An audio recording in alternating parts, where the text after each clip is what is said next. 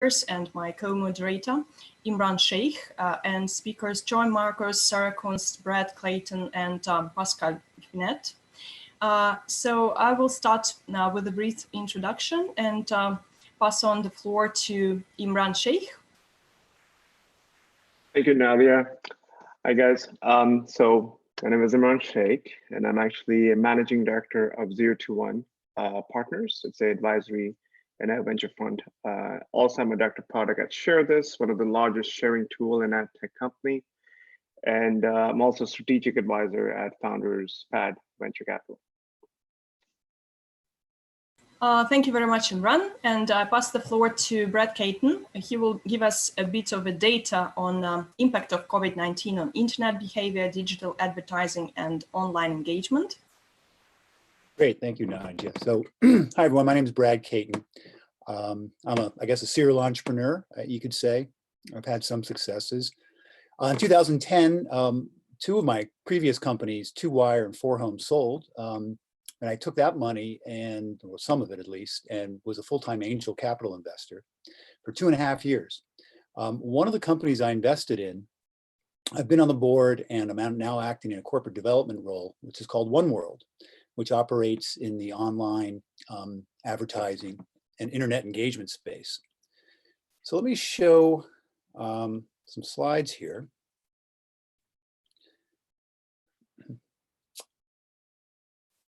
Okay, what's very interesting that's going on right now, and this is common in most downturns, but ad spending has plummeted. It's down $20 billion from the start of the year. This is in the USA only. This is happening really around the world. But at the same time, ironically, online viewership on the online audience is going through the roof. You can see some sample sites here. This is a pretty common thing across the industry. So it's this weird situation where ad spending's down, including online ad spending, yet people are online a lot more. What an interesting combination. And so the result of that is people are really looking at engagement. How do I engage my audience? They're online, they're there, but you know, you got to get them to pay attention to what your offering is. And across the board, online engagement is way up. This is from LinkedIn. And you can see the number of articles that are submitted and engagement from all different metrics are really, really high, higher than they've ever been. And this is happening on all the major sites really across the internet that have an audience. I'll go through some quick facts here that's really interesting. This is North America, but retail, and I think this is really happening around the world, but retail demand is down 90%. This is from a survey of top American brands. Now, obviously, a lot of that is due to store closings, but even the online sales of these top brands' products are down 74%. So there's going to be a lot of interesting earning announcements coming out pretty soon. So we'll have to see how the stock market reacts to that. eMarketer did a recent survey and published an article about the best use of online spending right now. And it's really price per click. It's performance-based, kind of makes sense. Email marketing is second. Regional advertising is third. You know, wide scale advertising is really what's been hit the hardest. No surprise, streaming has gone up during the pandemic, 26% on average, that's worldwide. And people, again, no surprise, are spending a lot more time online, 45% more time online. Trust Radius did an interesting survey of organizations. This just came out a couple weeks ago, not even a couple weeks ago, about what their spend on software will be. And 40% plan to spend more. I think it was another 15 or 20% would spend as much, but 40% are plan to spend more on software. Obviously, a lot of that is remote software dealing with employees that are working from home and off-site. ClickZ did a survey as well on what's getting the most engagement, and obviously coronavirus was the most, but by a huge factor, 4 times more than others. In this environment, we're seeing that some are doing really well and others are doing not so well. Travel websites, no surprise, way down. News publishers, and this is a bright spot for them because they've really been struggling over the last 5-10 years. They're seeing the most traffic gain than any other type of business. For example, One World's working very closely with Newsweek, Newsweek.com, And the engagement modules that One World makes, polls and quizzes, are getting record engagements, hundreds of thousands of people participating. Health and wellness, way up. E-commerce, people are shopping a lot more from home, way up. In terms of search costs, search SEO ads and those costs, it really follows the traffic and the interest. Well, things like fitness, things that you do alone, like mountain biking or hiking or going to the lake, are up. Things that tend to be non-social distance or social closeness, I guess you'd call it, bowling, amusement parks, flea markets, way down. Something that's really on the rise is online surveys and online polls. And we see this, One World makes these engagement tools. So we're seeing really record interest in our tools. And what's even more interesting is not only are people interested, there's a lot more polls and surveys. I'm sure a lot of people are getting these surveys in their inboxes from different companies, but the participation in these surveys and polls are also way up. People sort of want to learn and want to contribute to the knowledge bank out there. What I'm showing today here is something Facebook put out, I guess about a week ago, and it's on the top of many news feeds for folks, is this survey they're doing, and they're getting a lot of input. And this is very useful information, really. Whoops, wrong way. Related to that with Facebook, people may have seen this, how Facebook and Google got together. Before that announcement, about 2 weeks ago, Facebook released their people tracker. So by your phone, they're tracking how people are moving. And what's interesting about this is how really you could almost overlay the COVID-19 epidemic to these spots here around the USA. This, by the way, is they're doing this globally. I'm just showing here a map of the USA. And so this is interesting. So people, at least in the USA, United States, have been very reluctant to share their information about where they are, where they're located. And we're seeing that come way down now because of this interest in sort of helping the cause. So that's all I have. The last thing I'll mention is One World is using its engagement tools in a crowdfunding campaign that's going on right now. Come visit, check it out if you can. We'd appreciate that.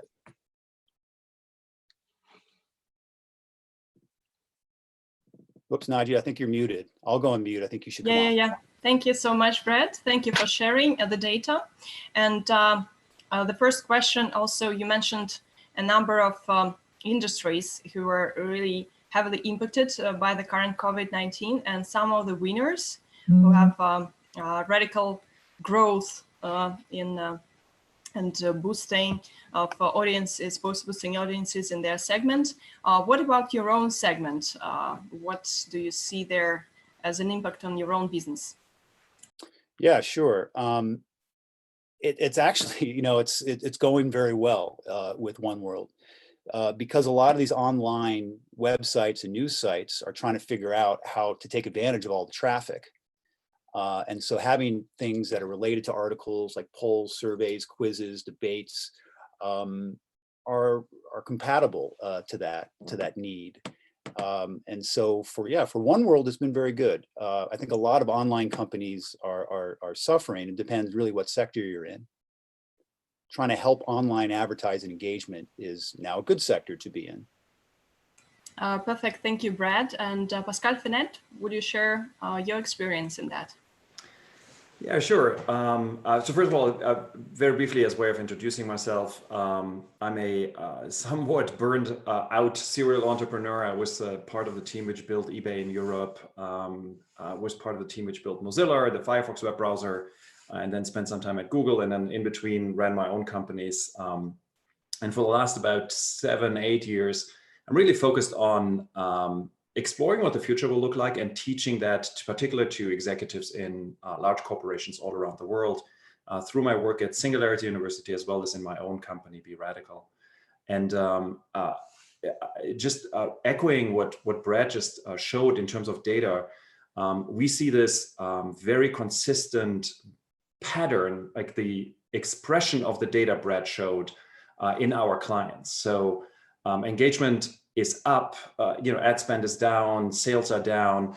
And it's a really interesting question. The question we're elaborating with our clients, and we discuss a lot, is if you think about the post-COVID time, which will be whatever it is, 2021 or so, I think there's a really interesting question around what are the behavioral patterns we see will basically change, which are new behavioral patterns, and what are the ones which will go away.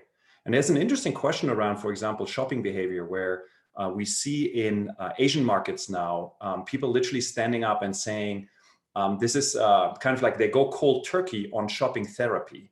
And there's a really interesting question around the notion of how much leisurely shopping, like the 412th pair of shoes you just bought, will actually return in a post-COVID world. So there's a lot of debate currently around, like, what does this new world look like, and what are the main trends we're seeing there? So super fascinating conversation to be had. Thank you very much, Pascal. And Zara, could you also introduce yourself and breathe on your business as well? What's the impact there? Yes. Hi, I'm Sarah Kunst. I'm based in the San Francisco area in America, and I run Clio Capital, which is a pre-seed fund that is focused on investing primarily in marketplaces, B2B2C, and sort of complicated consumer areas. So legal tech, insurance tech, fintech, all of the things that are hard to deal with on your own as a consumer. And I'm also a contributing editor at Marie Claire, the fashion magazine, and I help them think about business and technology. So yeah, I mean, this is, especially in Silicon Valley, it's been very fascinating and sad over the past month to see, I think there's over 4,000 layoffs due to COVID. And a lot of companies are really struggling, particularly, companies that are in the bringing people together spaces. So everything from, ride sharing and scooters to travel and hospitality and restaurants. So it's just a very fascinating time to sort of see how the market reacts, and also see really awesome startups that are spinning up or pivoting to take advantage of new opportunities in this new landscape. Thank you so much, Sarah. And we have Joy Marcus also joining us. Hello, Joy. Could you also turn on your camera and brief us a bit on your situation and what's going on in your sector? Hi, hi. Sorry, I joined a little late. First of all, just who I am. I'm trying to get my video to work. We're dealing with low bandwidth problems in my house right now. Okay, hopefully you're seeing it. Okay, good. So I'm a venture capitalist. I'm a venture partner at Jerusalem Venture Partners, which is one of the largest venture capital firms in the world, the largest one in Israel. We invest in multi-stage companies, all the way from the seed, I would say, to the B, right? Like different size checks. I am fairly new to the firm, about a year and a half in. I focus on consumer related technologies, so direct to consumer, and also sort of back end aiding consumer, particularly in the media space. We're looking at a lot of commerce companies right now. We're looking at a bunch of ad related companies as those landscapes. I think other folks have covered, those landscapes are really shifting. I teach entrepreneurship at Princeton University. So I have my pulse on kind of what's going on with kind of the 18 to 22-year-old kind of brilliant set. And so some of the observations now, first of all, the initial reaction during the month of March was a bit of panic, I think, by kind of everyone across industry, and a sort of pullback in budgets at basically all companies. Companies in our portfolio, even those that were doing very well, were like bracing for kind of a very unpredictable future. I think we've turned a corner. I live in New York. I'm out at our beach house right now. I kind of escaped the city, but New York has been very horrible for the last 2 to 3 weeks. I haven't been in the city, but the words coming out of the city are terrible. So there's been a ton of sensitivity, particularly in the ad community here in New York. I think we are, thankfully, I don't want to say this too soon, beginning to see a path towards the emergence from this. So spending, for example, in advertising, that was perhaps suspended or downgraded for Q2, not being canceled, but bumped to Q3. I'm seeing that a lot as a trend. On the commerce, so we generally, in all our companies, we're taking down our ad budgets a lot on the recipient side, but we are not eliminating them altogether. It's not Armageddon. We're assuming spending comes back in Q3 and Q4 as folks build some confidence in the return of the market. So a cheery note, I would say there. I'm also very interested in what Pascal said about changes in consumer behavior. We are seeing an uptick in the commerce companies in which we're involved, the direct-to-consumer companies, where we have mixed business, so both direct-to-consumer and wholesale. We're taking down the wholesale a lot. And ramping up on the D2C side. So there's that shift. And there has been this suspension of, again, this shopping as a therapy. I've seen that expression obviously before, but in this context, people are staying away from that. They're like, no, this is a time for me to take care of myself. Maybe I'm buying like, makeup or something, but not something big as therapy. How fast will that recover? Again, the 100th or 200th or 300th pair of shoes for your closet. We're all living in, a pair of Birkenstocks and a pair of sneakers right now. That kind of feels very good, even for people who own 400 pairs of shoes. Will that continue? I don't know.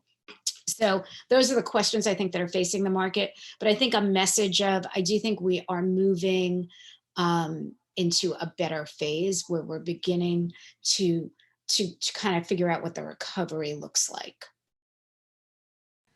Thank you so much, Joy, for that insightful comment of yours, very in-depth. And I will pass on the floor to Imran to inspire us with another round of questions to all of our speakers. Thank you so much, Joy. Thank you, Nadia. To your point, Joy, I want to take the step and ask this to the group, but starting with you, Joy. You said that companies that you've invested in, they're now, bracing the impact of COVID-19, like they're feeling the burn.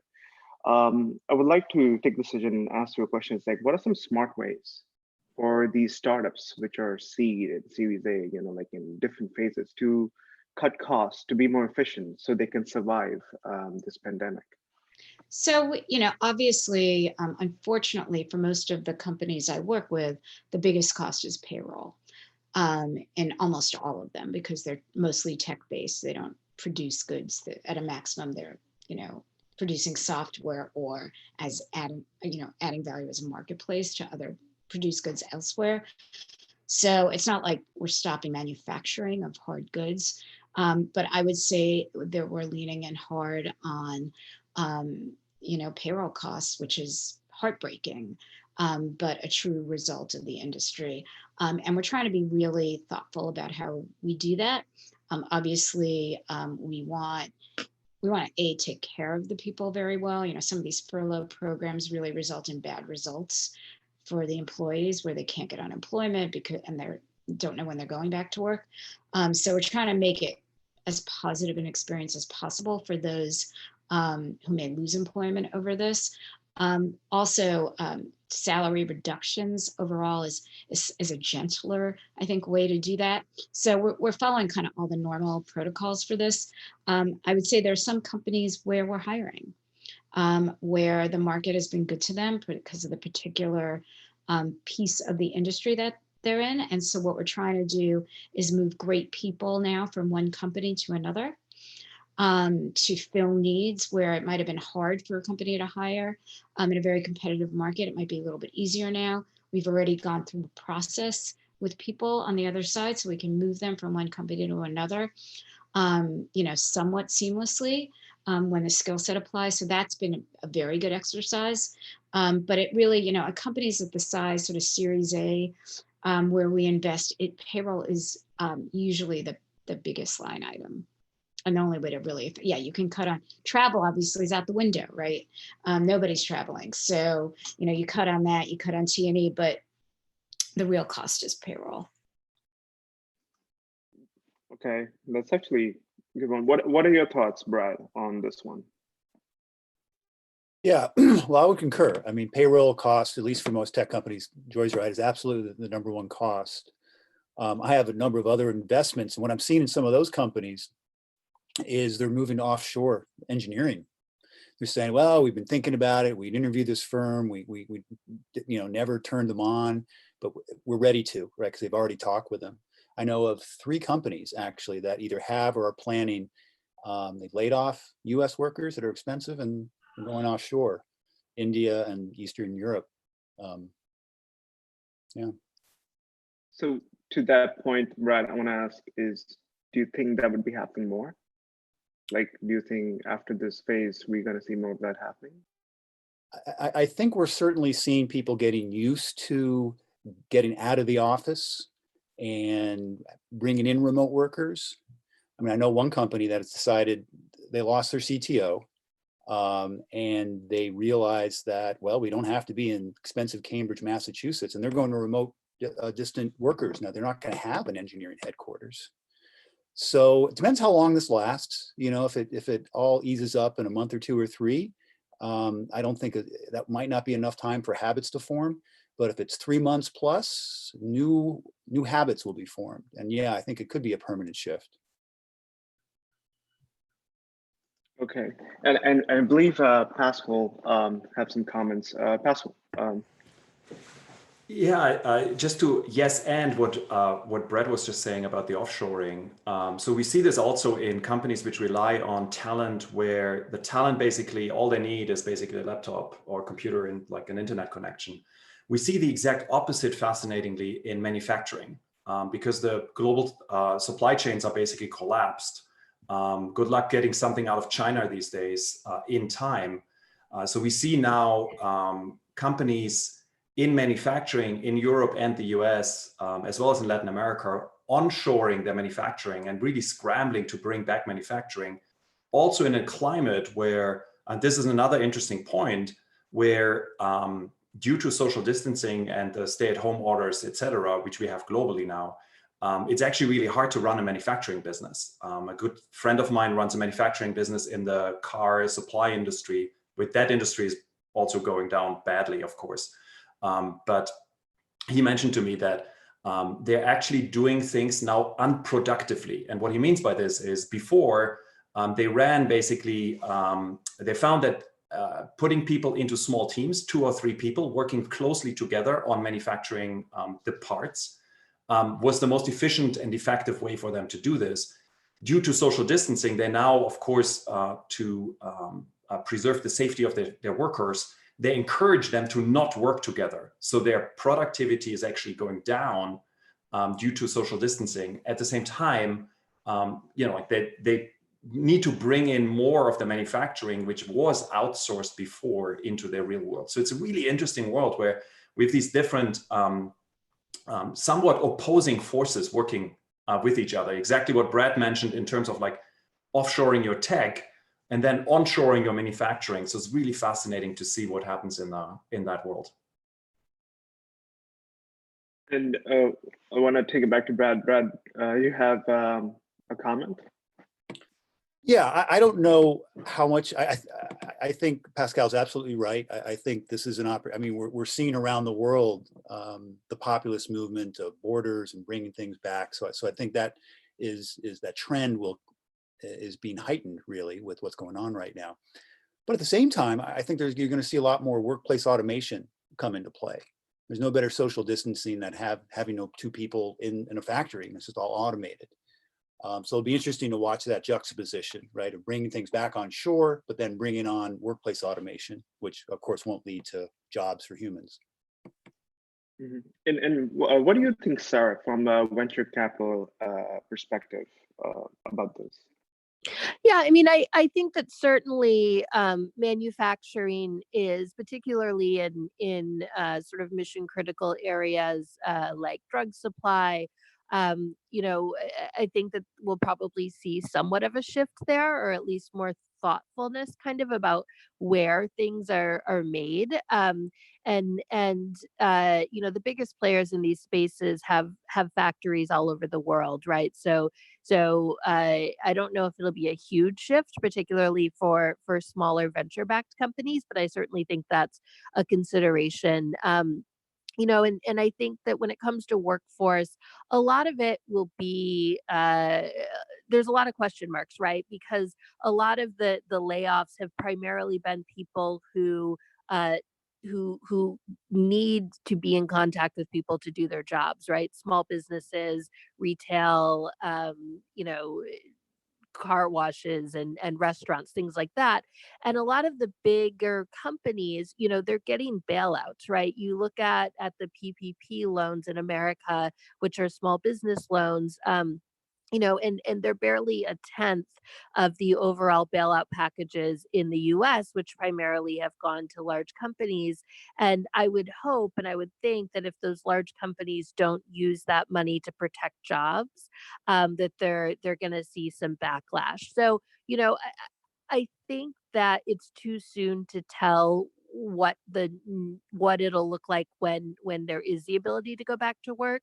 How much work will shift offshore, how much work will come back onshore, and you know, does remote work work all the time? I would guess that certainly people will have fewer objections to letting people work remotely part of the time.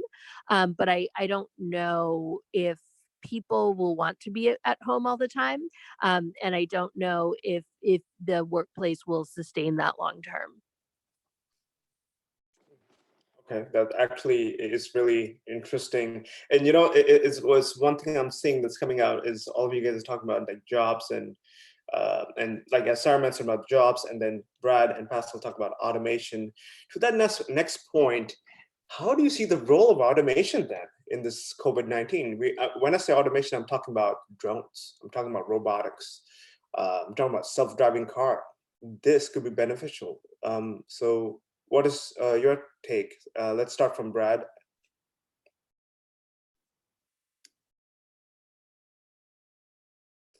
Yeah, sorry about that. Well, certainly the opportunity is there. I think a big part of it will be the companies that are making innovative products, how successful they are in this environment to raise capital. And again, from a previous point I made, I think it depends how long this lasts. If it's 3 or more months, this becomes the new norm. If it's just more of a passing fad, it may not provide you know, enough of a timeline for that really to make a difference. The other thing I'll say is that some of the stats, right? I mean, already in China, for example, there was a report out end of last year that were predicting that 12.5 million manufacturing jobs will be automated within 10 years. And you're seeing that around the world. So there's already this trend that's going on to automate. And so I think this will be, especially if it's a longer term that we're looking at here, will be you know, increased over time.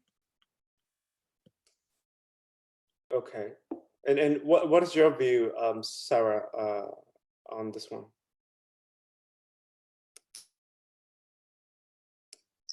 You know, I think automation is a trend that isn't going to go away. And you know, historically, when things have gotten automated, it's made it better for the people who own things and a lot harder for people who work for money and don't have as much ownership. But you know, I would hope, particularly in the space that I play in, early stage startups, you know, there is a lot more automation. But there's also a lot of ownership for the people who work at those companies. And so, you know, think of it like if you had been an early employee at Google, right? And then you have some equity, and as the company grows, they don't need necessarily your role anymore. You probably just switch to a different role in the company. But if you have equity, you know, owning some equity in Google, you know, might mean that you don't have to work anymore and you're happy to have your job automated away. And so I don't think that automation is fundamentally bad, but I do think that automation works best when the people who are training those machines, who are training those algorithms, the workers have upside as well. And that's where, you know, equity and stock in a company really become important, because it's the difference between, you know, the jobs being automated away and us having to deal with record levels of unemployment, which we're about to learn globally is incredibly expensive, or giving people, you know, some skin in the game, so that as the automation takes over and the companies are more efficient, people are making more passive income. And when you talk about passive income, can you shed more light on that one? Yeah, meaning that, you know, if you have equity in a company, you don't necessarily have to go to work, right? Bill Gates doesn't have a job, but he seems to have a lot of income, right? So he has a lot of assets, and you know, when you look at, you know, around the world where people really build their wealth, it's typically in the assets they own. And so obviously you can own assets by investing in the stock market, or buying, you know, cryptocurrency. But you know, in the startup world, you also often end up with money, or with assets that you own by working, right? And most people who go to work at their local McDonald's aren't getting any stock or equity in, you know, the McDonald's share prices, right, on the stock market. But if you go work at a startup, you often do. And so I think that the key to making automation not necessarily bad for people, is to tie, you know, where people work to where they have assets, and give them, you know, ownership in the company, so that they benefit as the company benefits. And I believe that Joy has a comment Yeah. to add to that. I mean, historically, automation has created wealth, right? So, you know, we went from from horses to cars, which is sort of like, if you think about a horse as almost an automated car. So historically, you know, technology has improved lives and created jobs. What we need to think about, and even without, you know, I'm going to take a slightly contrarian opinion, even without ownership. Ownership is really important, and I only invest in companies where it's universal ownership. For example, like every employee down to the last one has a piece of the company. I think it makes it a better company. I think it's inherently fair. So I don't disagree with ownership. I'm just looking at like broad, if you look at the broad history, I think, you know, automation has led to innovation, which has led to new and different jobs.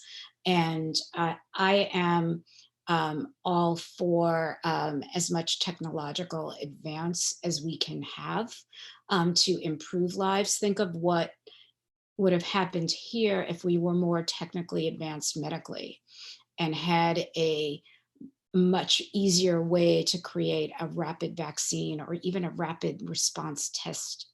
You know, we think that we've had a lot of innovation on the medical side, but in fact, we haven't.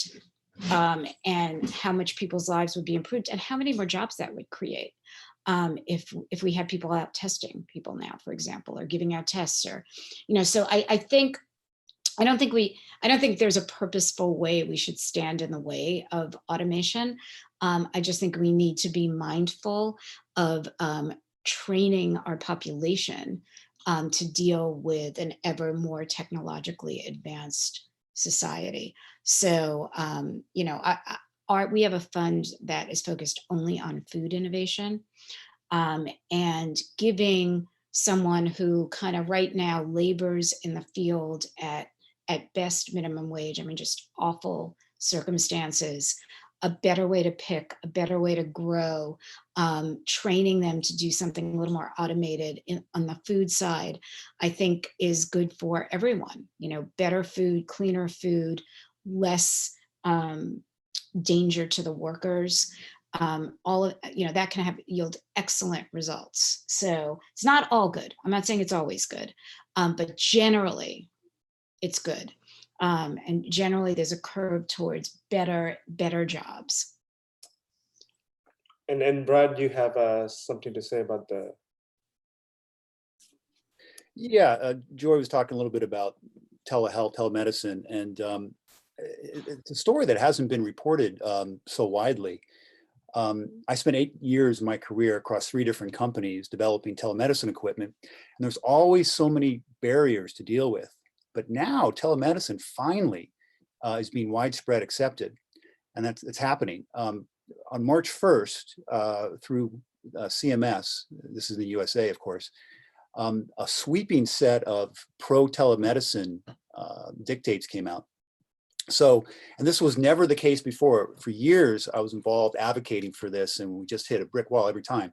But now, as of March 1st, rural and other remote site limitations have been removed.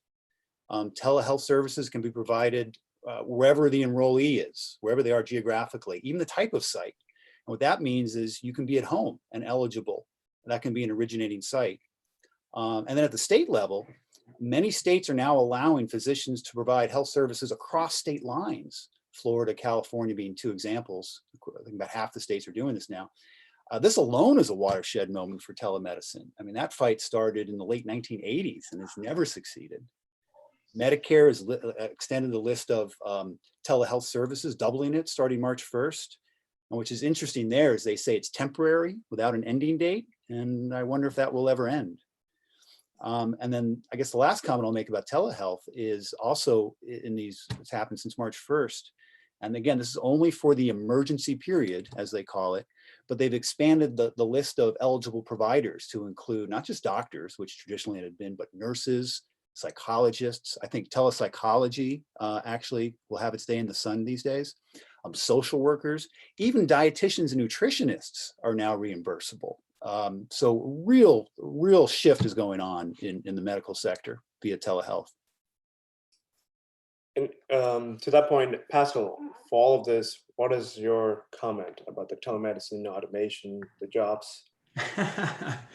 You pick a beast fight here. So first of all, I totally agree with Brad. And probably as a meta point, I think there's an interesting tendency we see where, I mean, we've been talking about like technology moving on these weird exponential curves, but the real adoption, the human adoption typically is way slower than what technology can do. And we see it everywhere.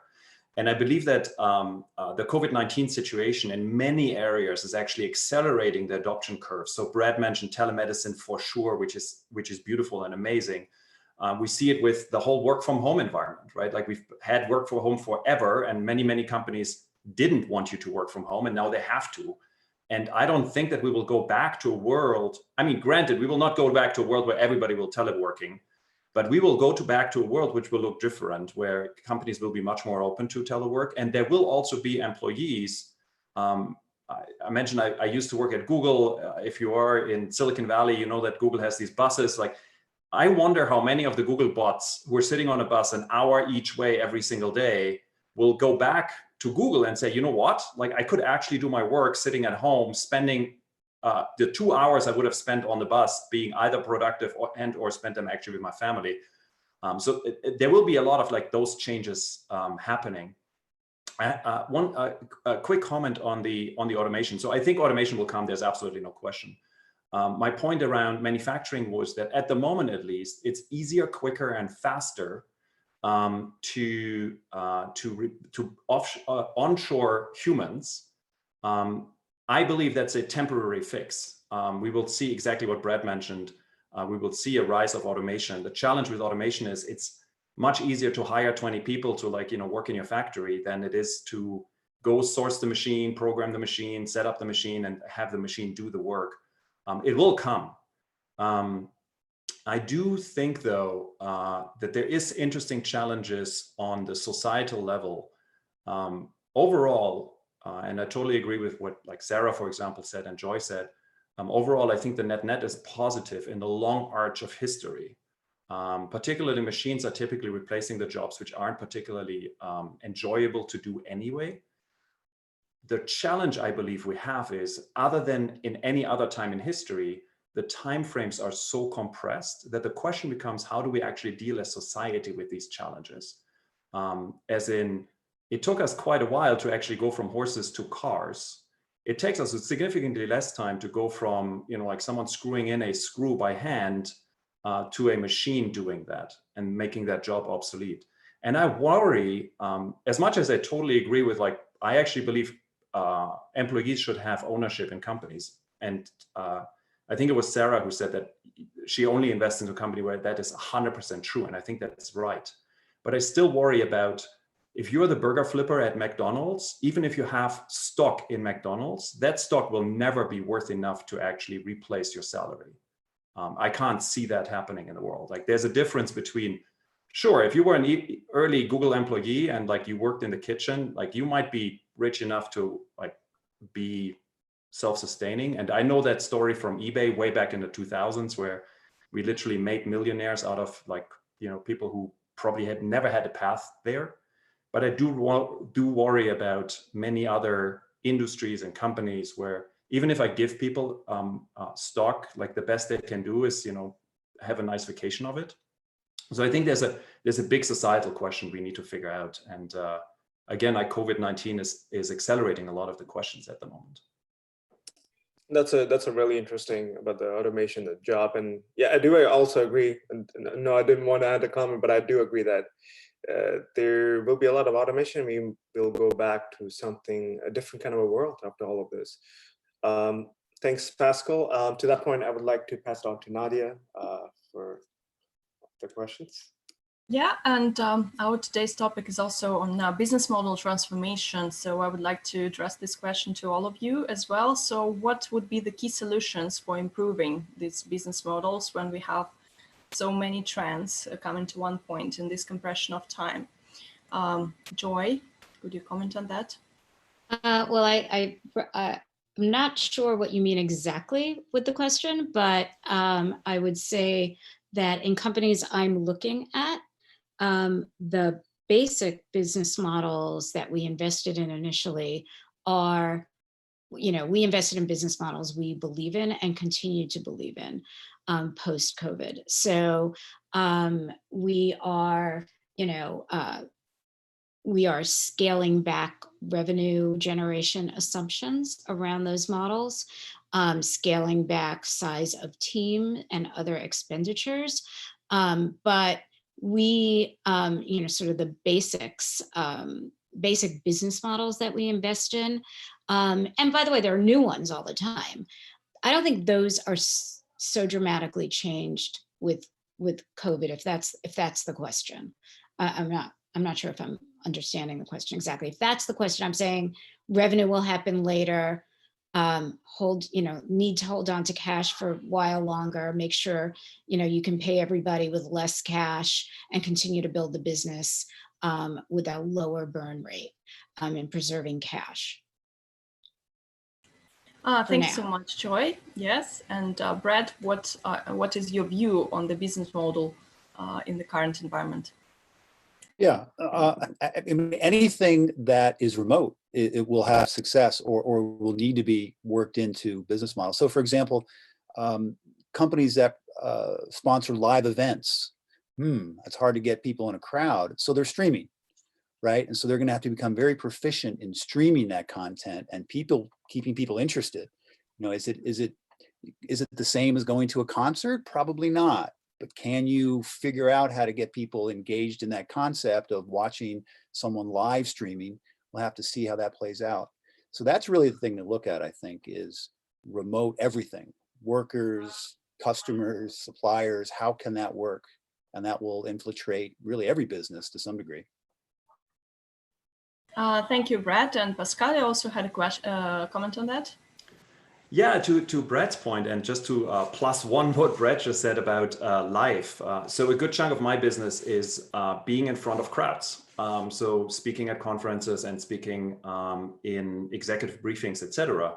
As you can imagine, I mean, that business is on ice at the moment and everybody's trying to figure out how to do these things virtual. So we're monitoring that particular industry really, really closely. And there's an interesting thing about and it ties into an earlier comment which was being made around like how long will this COVID-19 situation actually be with us? Just to give you an example, so in the live entertainment industry, the people we're talking with expect that we will not see things like live concerts to come back before 2021. So I think we're actually in this for much longer than most people might think or hope. And particularly if anything requires larger amounts of people coming physically close together. Now, I'm really excited about this because it actually will mean that we are going to redefine many of the modalities which we've taken for granted. So I do believe a good chunk of events will never return in live fashion, because people will basically say, well, this event didn't happen. Say, for example, like one of these big, like, you know, a Google I/O, for example, or the Microsoft Build conferences and so on. People will say, why did I actually go there when I can get the same quality content, et cetera, just sitting in my PJs at home, right? Much cheaper, much easier to consume. So a lot of those events will stay online, I think. And then the other thing which I think will happen is a lot of the events where the argument was always, well, you go to the event to like meet the people. They will actually become much more people-centric, and we will put much more emphasis on the interactivity between people, and the content will just go online, which quite frankly, I can't wait to not step into one of these like awful hotels, go into yet another awful like hotel, like conference room, right? With the brown carpet, no natural light. And we all know these things, and they have to die. And they're now dying, which is awesome.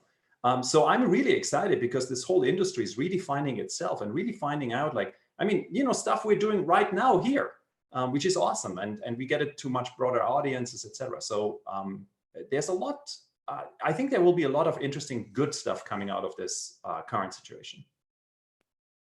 Thank you very much, Pascal. And Sarah, what do you see in terms of changing business models in your segments? Yeah, you know, I do agree that a lot of events will probably not, a lot of things that were maybe already on the decline, this sort of accelerated that. And so, you know, I think a lot of us will see, you know, the restaurant that was always empty won't open back up, or the event that people didn't necessarily need to go to, you know, doesn't happen again. And that's kind of fine. It's just sort of accelerating the life cycle. But I think on the opposite side, you know, historically, the best time to start a company has been during an economic downturn.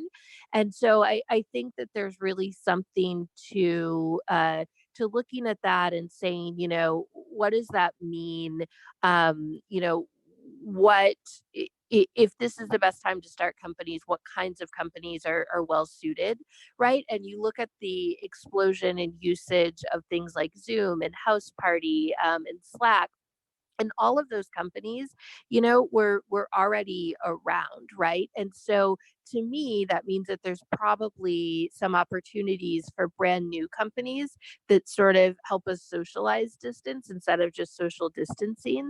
And I'm excited to see those companies. So to me, you know, I don't think we're necessarily going to go full VR and no one will ever see each other again and no one will work in offices.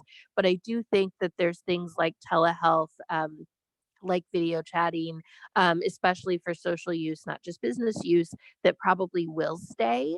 How to do great events remotely. And I think that those things are where I'm most excited to focus my time on investing.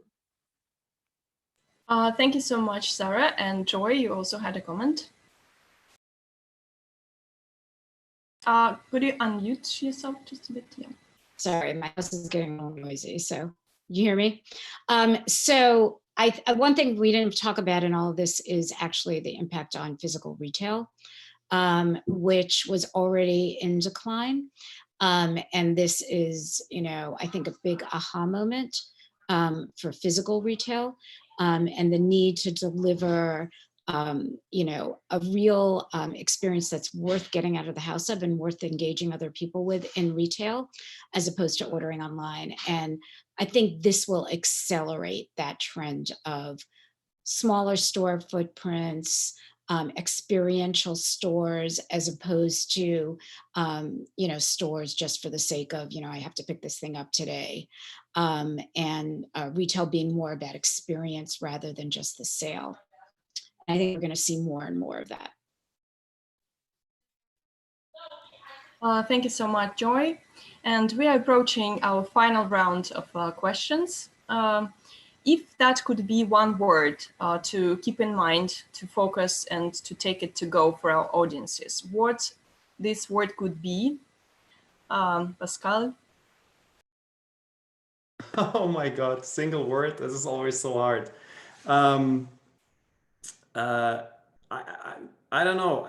Quite frankly, curiosity. I think that's the thing which like really drives most of my work and the work we're seeing with our clients at the moment. Thank you so much. And Sarah? I think my word would really be hope. It feels pretty overwhelming right now, everything that's going on, but I think we have to sort of remember that this too shall pass, and that there will be other opportunities and interesting opportunities on the other side of it, and just remain hopeful. Thank you, Sarah. And Brad?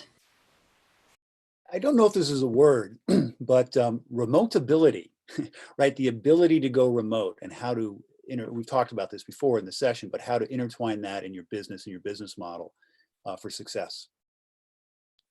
Remoteability, that's a word. Thank you so much, Brad. And Joy? We don't hear you. Joy? Sorry, I think it has something to do with the word change, which we have to be ever mindful. I think the sands are shifting really, really rapidly under all of our businesses, and that the folks who are running those businesses need to be ever mindful of change and be kind of a step ahead of it. So some derivation of the word change. Thank you, Joy. And Imran? I would say one word that comes to my mind is basically a whole, it's not even a one word. It's like, I guess it is automation. That's going to be the, like I see drones, delivery. I see self-driving cars happening, even taking you to emergency hospital should be a self-driving car. Less point of contact with individuals. So automation, definitely. Thank you very much, Imran. And at the very start of our conversation today, Brad also addressed that there is an increasing role of social media, community. Could you also address that, how community could affect different businesses and this engagement of communities into your business, and maybe also managing risks would also affect the further steps of businesses of tomorrow? Brad? Sure. Well, I mean, the number one way to sell products or services is word of mouth, right? From a relatively trusted source. So by selling into and companies getting involved with communities, say on Facebook or LinkedIn or what have you, I think you'll see a big rise of that as a way to get new customers and new ideas for products and services as well, is get into those various social gathered communities. Thank you, Brad. And Pascal? Couldn't agree more. I think particularly one thing social distancing and the whole stay-at-home situation has made abundantly clear to us is that we do care about social interactions and that we do care about real-world human interaction. And I think as we're getting through this and out of it, I think this will become even more prevalent, as in a modality for us to step together. So we will build, and I think it will affect our business models and it will affect the way we run our companies. We will be probably more connected as a human species, which is great. Thank you so much, Pascal. And Sarah? Yeah, I think that, this is going to be an interesting time where people really think about sort of what is important to them, and there's going to be a lot of loss financially of lives, and that has a way of sort of making your priorities clear. And so I think that the best thing to do is sort of take a step back and really evaluate your life, because whether or not you chose it, none of us chose it. There's this pause, and so I think that the more people sort of use this pause to decide what they want in their lives when it goes back to normal, I think that the happier people will be. Thank you very much, Sarah. And Joy? So I want to interject the word trust, trusted resources. So I think as we go more virtual, and there's not that human contact, which I think will be a result. I'm not sure how great a result it will be. I think time will tell that, but everybody wants to get off Zoom, right? No one loves this. So there will be something else, but we got into the vibe of kind of dealing with people remotely and feel more comfortable with it, and that will increase. I think trust becomes kind of the biggest currency you can have. So, I'm looking at companies where it's sort of next stage Yelp, not, is this a trusted recommendation? How do I trust what this person is saying? I've never met this person. So anything that leverages and makes trust more accessible, if you will, I think will benefit greatly in the new environment. Thank you so much, Joy and Imran. Yeah, I kind of agree actually with Joy that the trust part will play a different role after all of this, because this is our new normal. We are embracing this whole new thing that we've never dealt with it before. Companies which were not remote are now forced to be remote, which also the trust part, if you take it a bit differently, people are now worried about their jobs. They're worried about getting offshore teams, hire people remotely. So the question is, how do we manage and how do we basically cohesively put some kind of a framework around it that people can trust companies and also, even like move ahead in their careers, because now there's also a big question about that one too, since everything is going remotely. I know some of my companies are actually moving their developers in Prague. I know one of the VCs is actually only going to invest in Central and Eastern Europe because it's like better deals. So it's trust and also opportunity that will come across with it too. Thank you so much, Imran. And this community focus is very important to us as well. That's why we're bringing the serial entrepreneurs and inspirational leaders in startup communities together with investors. And we'll continue this format every Tuesday and Thursday, inviting you to share your thoughts, ideas, maybe turn around business model for others to be inspired with your example and to lead by example. And there is also our Wednesday masterclass format where you can present in more details some of the case studies for our bigger community. So you're welcome to join. And thank you very much. Thank you all the speakers today. And we wish you all the best and stay safe with you, families, friends. Thank you so much. Goodbye. And see you soon online.